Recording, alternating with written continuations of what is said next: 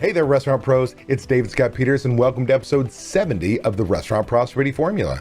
I've been coaching restaurant owners since 2003, and the Restaurant Prosperity Formula is based on what the most successful restaurant owners I've worked with do on a daily basis to achieve their success. The basic premise of the formula centers around achieving prosperity, freedom of your restaurant, and financial freedom you deserve. To achieve prosperity, you have to follow a very specific formula made up of leadership, systems, training, accountability, and taking action. Today, I want to talk about the importance of calculating, understanding, and knowing the 3 food cost numbers in your restaurant, and that if you don't know them, you're not making the money you deserve. You're going to want to grab a pad of paper and a pen for this one. Let's get started. But first, a word from our sponsor. We all know managing costs is one of the most important parts of running a profitable restaurant, especially now. But between fluctuating vendor prices, waste, labor, and the never-ending list of tasks that demand your attention on a daily basis, it can be challenging for even the most experienced of us to manage costs well. That's where Margin Edge comes in. Margin Edge is a complete restaurant management software that automatically uses data from your POS and invoices to show you food and labor costs in real time. Don't wait until it's too late. Margin Edge gives you tools to make decisions in the moment, like a daily P&L, price alerts on key ingredients, and real-time plate costs, all without ever having to touch a spreadsheet. Take control of your costs, work more efficiently, and be more profitable. Go to www.marginedge.com/DSP to learn more and schedule your demo today. I'm sure you've been told you need to calculate your food cost. Heck, you probably heard from a number of experts out there that your target food cost is 34%, or that you need to mark every item up on your menu by 3 times. Where does this come from? None of these assumptions are true. I want you to flush them out of your mind. They're bullshit wrong. And unfortunately, we have TV shows, we have articles, we have other, so-called experts in our industry perpetuating this problem. Because if there was the number one question I ever get asked is probably, what should my food cost be? And if you get asked that question and somebody says, well, the National Restaurant Association says it's 34%, they'd be wrong. That's an average. That's not you. Before I go into why it's wrong and what you should be doing to calculate your food cost, let's first talk about why it's important to know your food cost. 1, since most restaurants sell 65 to 95% food of their overall sales, it can make or break your profitability. 2, the only way you can improve your business is live by the phrase, that which we measure improves. You can't measure something if you don't know where it needs to be and how to measure it in the first place. 3, understanding your food costs allows you to hold your kitchen management team accountable, decide what systems you need to put in place to control your food costs, and ultimately put you on a path to making money in your restaurant. Remember, again, if most restaurants are, up to that 85%, 95%, sales are all food, that is your biggest opportunity to make or break your restaurant. In order to truly learn how to control your food costs, you have to understand that all the so-called experts have been wrong. Again, they've been wrong. In fact, I'm going to show you that you need to know, 3 food cost numbers to control your food cost, and they are budgeted food cost, actual food cost, and ideal food cost. And by comparing all 3 of these numbers, you, for the first time in your restaurant life, will gain valuable insights into your menu that will allow you to virtually unlock your profit potential. Do I have your attention? Food cost calculation number 1 is your budgeted food cost. This starts with understanding you must have a budget. Remember, if you've been following me for any length of time, maybe you've been on my YouTube channel, David Scott Peters. Maybe you've been listening to my podcast, Restaurant Prosperity Formula. Maybe you read my book, Restaurant Prosperity Formula, What Successful Restaurateurs Do. Maybe you've been to one of my workshops or seminars or seen me speak at a show. Well, then you would know that I always say the 2 most important systems any restaurants must have are budgets and recipe costing cards.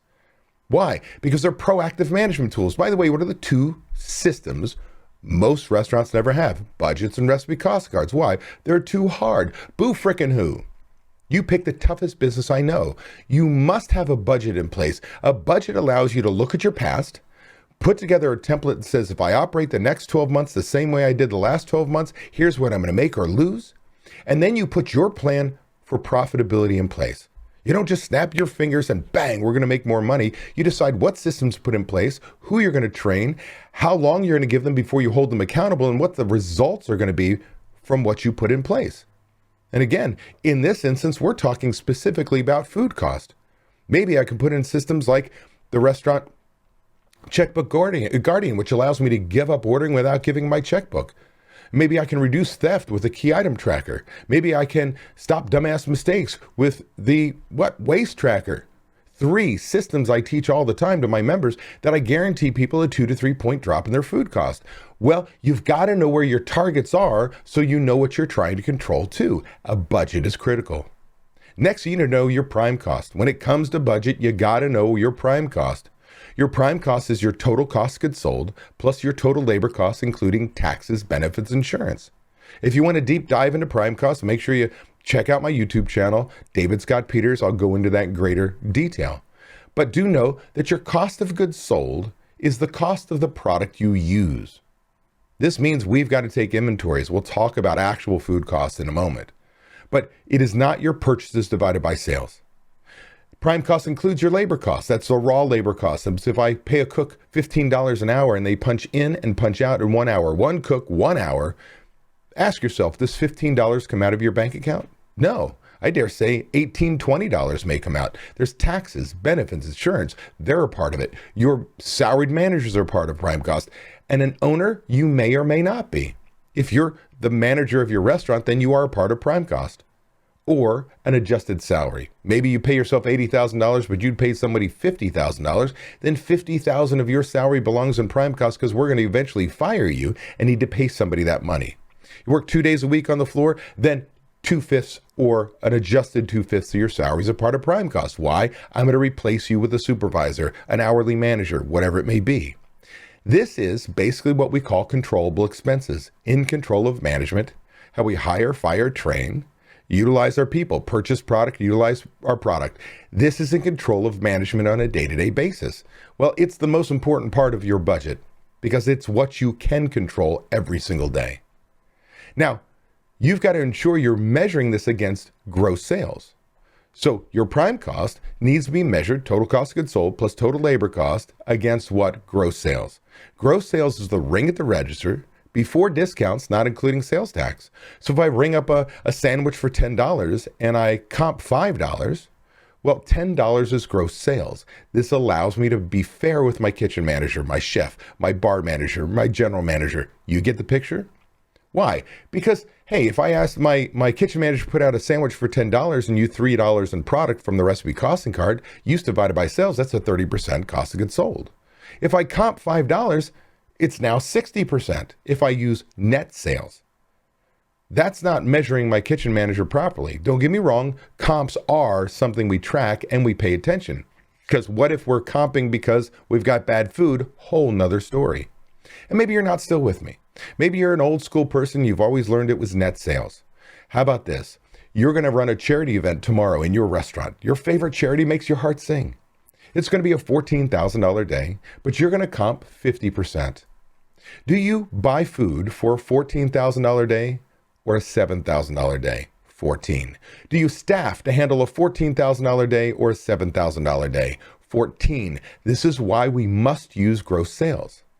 Now, some people make an argument, well, that gives you a wrong profitability. Wrong. Comps are just, instead of in your sales section, down in your operating expenses, which means your profit and loss is exactly the same. And it is still a number we pay attention to and manage. And finally, you've got to create your food cost target budget to achieve a 55% prime cost or lower. If you do $850,000 a year or more in sales, your target is 55%. If it's lower, it's 60. Which, oh, by the way, is 10 points lower than what most experts have been preaching for at least the last 20 years. With the increased cost of labor, increased cost of product, inflation, labor shortage, all the things that go on in our life, all the tech stack we've added to our restaurants, our profitability is virtually disappearing if you don't make the conscious decision to run more efficiently. Now, do understand that basically one of the reasons why you need your budget is that you've got to decide where your prime cost is going to be. Remember, I said the 34% food cost is wrong. You could run a 25% cost of goods sold and a 30% labor cost, and you'd be at 55. You could run a 30% cost of goods sold and a 25% labor cost. You'd be at 55. Heck, you could be a high-end steakhouse and run a food cost of 40%. I wouldn't recommend it, but you could, because the ring at the register is so high, the profitability on each item, called cash contribution, is so high, we drive our labor costs down to, say, 15%. So any combination gets you there. So you need your budget, because based on where you're located, where your price point is, style of service, quality of product, your core values, all go into where you're going to set up your prime cost targets. Labor higher, maybe I'm in the state of New York or California or Washington, and I'm going to have really high minimum wage as well as higher wages that I pay. So I've got to run a lower food cost. Maybe I'm in Georgia or Texas, where there's still tip credit. I can run a low labor cost and a higher food cost. You've got to know where you are and what your restaurant needs to do in order for you to make money. The only way to do that is budget your prime cost. So your budgeted food cost is what you need to achieve to hit your prime cost target and make money. Again, can't know where that needs to be if you don't put together your plan for success, and that's your budget. Food cost calculation number 2 is your actual food cost, what actually left the shelves. Let me be very clear. The only, and I mean the only way to know your actual food cost is you must take an accurate inventory of all your food products on your shelves, including all your batch recipes, those items that are such as component to dishes, soups, side dishes, dressing, desserts. Anything that's on your shelf is money. It's not food, it's money. By the way, it's your money. And if you want to know what your food cost is, you've got to follow basically this. Understand, again, that your purchases are not your actual food cost. Because if I use purchases and not inventory, which I'll walk through the calculation in a moment why we need inventory, if I say I purchased a lot of food this month because I thought I'd be really, really busy and my sales were supposed to be high, but they were much lower than I expected, you use purchases against your sales, your food cost looks astronomical, call it 40%. But because you have so much food on the shelves, you bought it towards the end of the month and it wasn't wasted, stolen, spoiled, it's still good. The next month, you do higher sales than expected, but you don't need to order so much. It's still on the shelves. And if my purchases were low and my sales were high, now I've got a 20% cost of goods sold. That can never give you your number. The only time it can be close is when we look at it over a year, because that change in inventory in 12-month period is so small, it's not going to make a major difference to your food cost. So the actual food cost calculation starts with your beginning inventory plus your purchases. Doesn't matter if you paid for it or not. If it was delivered that day, it's an expense that day. Add those together and you get your total product available. It's what you could sell. Then you take an ending inventory at the end of the period. Let's call it a month for this example. I'd like you to do it weekly. Well, by subtracting it from what you could have sold, the beginning inventory plus your purchases, you come up with your use. This means it's how much product actually left the shelves. Now, how do we use our product? Right? How do we use it? Well, we hope that we sold it. That's the number one way we all hope we used it. But it could be wasted, spoiled, stolen, or you could have taken it out the back door for, well, a party you had at home. And as an owner, I want you to take tax advantage of your business. The problem is you better put it on a waste sheet. So when you want to put your boot up your kitchen professional's butt because their food cost is high, they can go, hey man, you took product. But again, notice sold, wasted, stolen, spoiled. You took it. Doesn't matter how it is, it's gone, it's off the shelves. So beginning inventory plus purchases minus ending gives us use. And oh, by the way, use divided by gross sales gives your food cost percentage. Now, this is important because what does it do? It says, this is what your food cost really is. By calculating your actual food cost, you can actually identify trends and areas for improvement in your business because you can see when your food cost goes up, right? Food cost calculation number 3 is your ideal food cost, or otherwise known as theoretical food cost. What is your ideal food cost? Ideal food cost is what your food cost should be based on your menu and what your customers actually ordered if your kitchen operated perfectly. No waste, no theft, no spoilage, perfect restaurant, which does not exist. But it says basically if everything you made, you followed the recipes perfectly, based on exactly what your customers ordered, it's what your food cost theoretically should be. But we're not robots. Now, to calculate your ideal food cost, you need to have accurate, up-to-date recipe costing cards. You have to have, listen to me, accurate, up-to-date recipe cost cards. How did I start this off? I said, hey, the two most important systems any restaurant should have are budgets and recipe costing cards. You cannot know where your food costs should be if you don't have them. You start running off a national average, as I said in the beginning, you're just using some bullshit wrong number. You could actually hit your 34%, but you're a pizza pasta place. It should be running 24%, and you're wasting 10 points every single week, every single month, and every single year, which could cost you tens, if not hundreds of thousands of dollars. You could be a steakhouse, and you could be just chewing out your kitchen pro to say, hey man, your food cost is too high. You're coming in at 38%. It's supposed to be 34. And the only way that they can hit that target is to cheat the guest by buying cheaper product.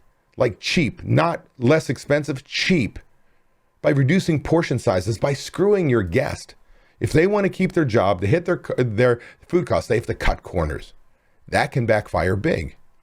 You want to know this, your actual, because you also want to know what you sell in each menu item. So if I've got my up-to-date recipe costing cards, and then I've got my point of sale system, and I find out basically what I sell for each item for, and how many I sold of each, well, then all of a sudden, I can find out what my ideal food cost is.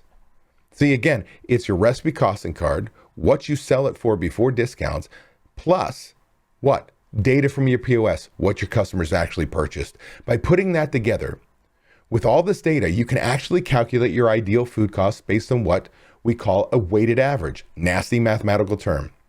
It allows us to sell anchor appetizers out of a box at a 38% food cost, right from a box frozen into a fryer, 38%.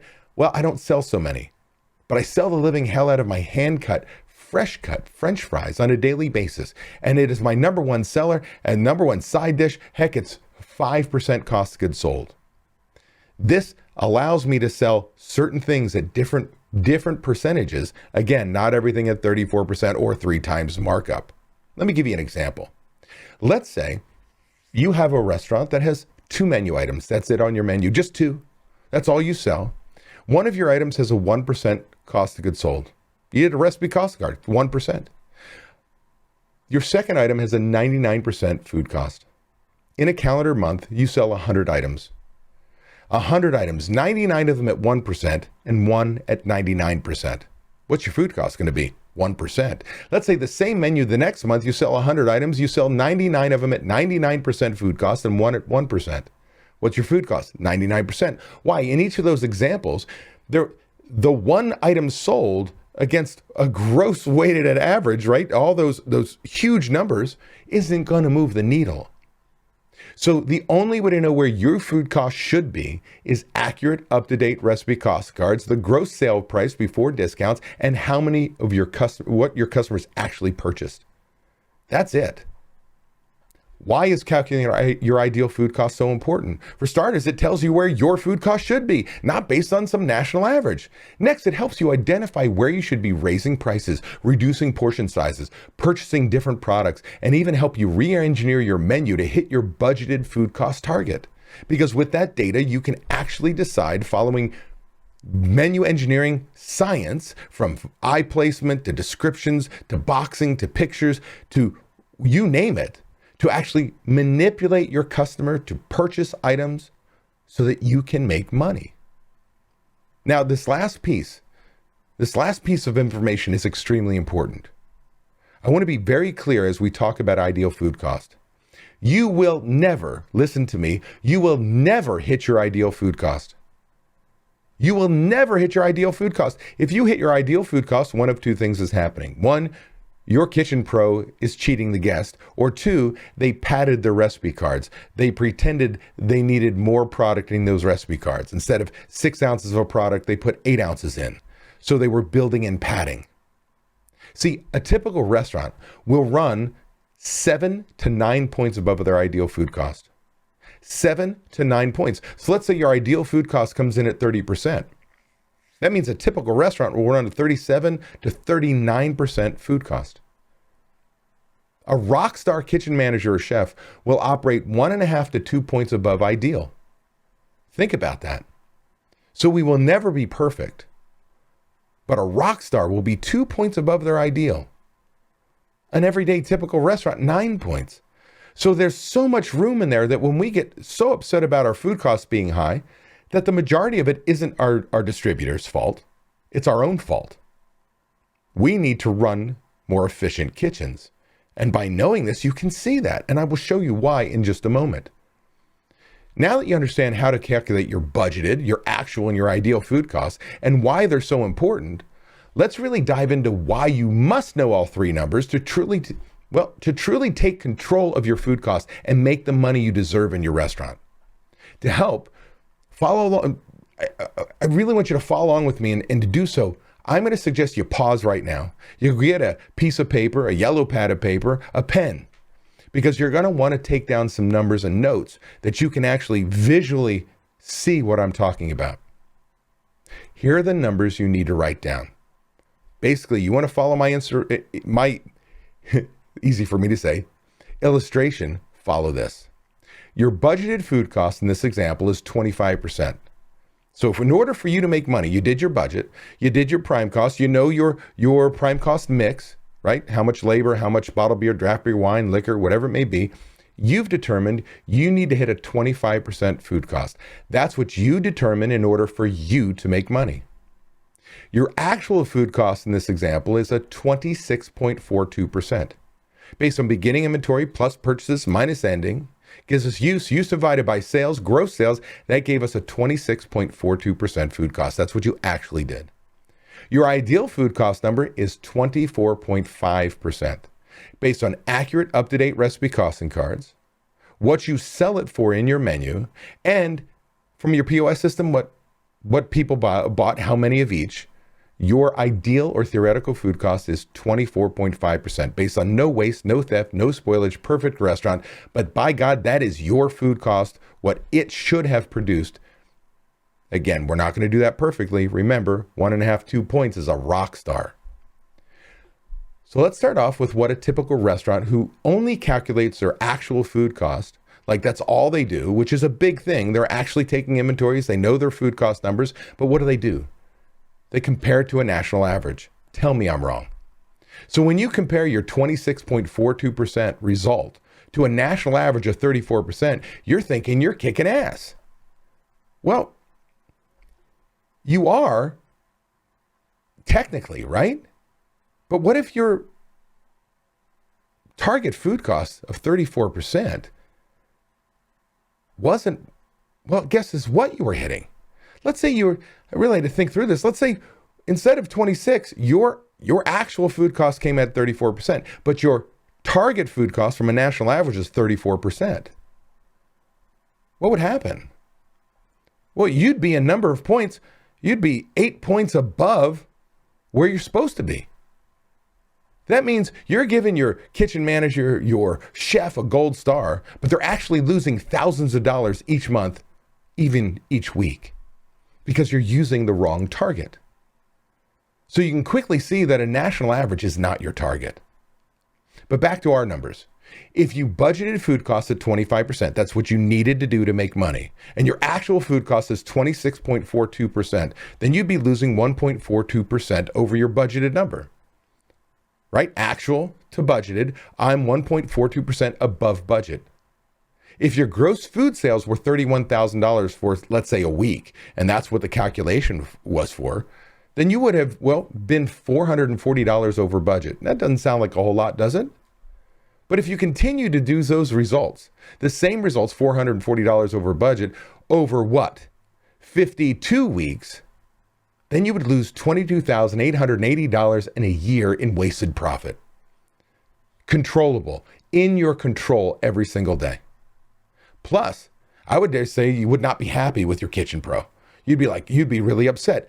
But remember your ideal food cost before you go fly off the handle and say, my gosh, my kitchen manager, my chef has just lost me 1.5 points for easy math.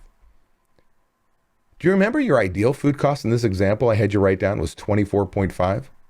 Also, you remember that I said a rockstar kitchen pro would run above their ideal food cost? Do you remember what that number was? 1.5 to 2 points. That means I would have a rock star kitchen manager or chef if he or she ran an actual food cost of 26.5. Well, for our example, they did better than that. They did better than that by hitting a 26.42. That's under 26.42 actual food cost. This means they are doing an incredible job running their kitchen. It means they're ordering on budget, they're controlling waste, preventing theft, teaching great knife skills, training to recipes. They have portion controls on the line. They execute prep systems and so much more. They are, by God, a great kitchen pro. But wait, to make money, our budgeted target was 25%. This means the current menu cannot hit the number we need in order to make money. In order to make money, we would have to do something really bad, right? We'd have to go against our core values, cheat our guests, cut corners. Buying shitty product is never the answer. I will never have you reduce portion sizes based on what you're supposed to put. Now, we may decide to do it in a recipe card, but we're never going to cheat the guest. See, when you compare your ideal cost of goods sold of 24.5 to your budgeted cost of goods sold of 25%, this quickly demonstrates to my kitchen pro that they need to re-engineer my menu to get our ideal food cost down to 23%. Because at 23%, it puts us in a position to achieve the 25% budgeted number because they're already doing a great job and only being 2 points above their ideal. So 23 plus 2 points gets us to the 25% and we can make money. So when I teach this in my many seminars, workshops, speeches, I teach this often. I'm going to tell you I'm extremely direct. If you've ever seen me in an audience, and if you've ever seen me teach these three things, I am really direct to a fault. I bring my audience in and I go, hey audience, when you walked in my room, you were probably ignorant to the fact that you need to know 3 food cost calculations: budgeted, actual, and ideal. I say I continue with it and share with them that, well, what I'm about to teach them is going to change their world.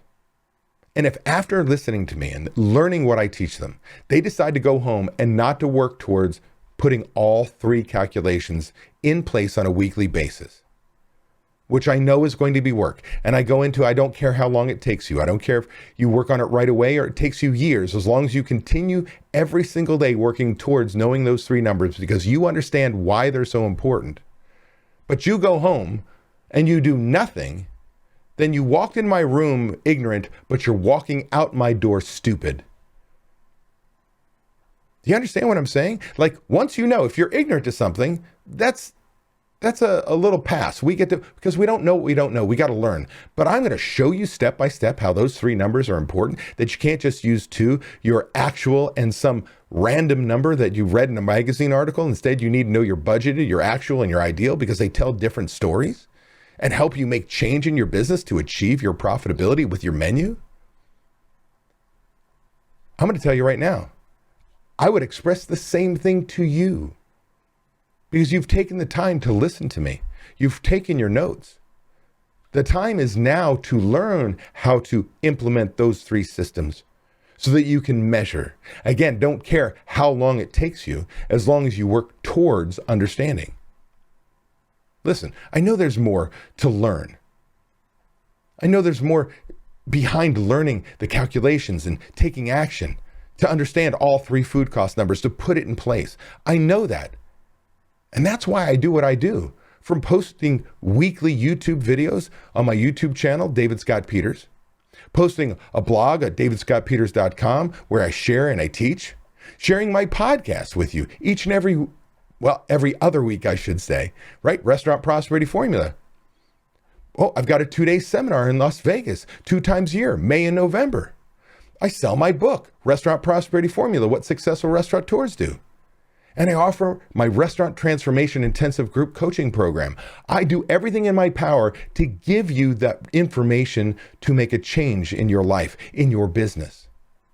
From free to paid, depending on how you want to learn and how much DSP you want, right? But I'm going to tell you this. If you're ready and you really want to learn that if any of the things that I offer can help you on your journey to restaurant prosperity, to gain freedom from your restaurant, the financial freedom you deserve, then I want to invite you to jump on a call with one of my member mentors, Ryan James. The 15 minutes you spend with Ryan is your gateway to getting on a discovery call with me, which could end up changing your life, and that's no exaggeration.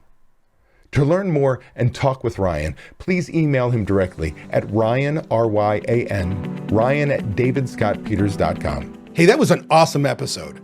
I want to thank you for taking the time to take action on building a better, more prosperous restaurant. Before you go, I want to give you these 3 thoughts. 1, by combining leadership and taking action with systems and training being checked by accountability, you are on your way to creating prosperity for you and your restaurant. 2, I have something I need from you. Please leave a review on Apple Podcasts, Spotify, or wherever you happen to listen to podcasts. By leaving us a review, other restaurant pros seeking out this information are able to find it. I read the reviews, and hearing how this information has benefited you does wonders for me. And 3, if you find any of the discussions helpful, share them. The more restaurant pros who have access to them, the better we become as an industry. For more restaurant resources or to get in contact with me, connect with me at davidscottpeters.com. Be passionate about what you're doing, be persistent, but more importantly, become better and help everyone around you become better, and your restaurant is going to kick some ass. If you're tired of not being able to leave your restaurant because no one else knows how to run it, I want to make sure you know it doesn't have to be that way. You can leave your restaurant. It is possible to build a team of people who know how you want the restaurant to run. With these trained and responsible people in place, you can give yourself time away. What would you do if you had time away from your restaurant? Would you sleep better? Would your relationships improve? Would you feel more relaxed? These are all things you deserve to experience as a business owner. It's why we own our own businesses. If you would like to learn how to own a restaurant that doesn't depend on you to be successful, click the link in the description to watch a free training course that teaches you exactly what you have to do. Also, be sure to subscribe to get my weekly tips and watch these 2 videos to get more information and guidance for running a successful restaurant.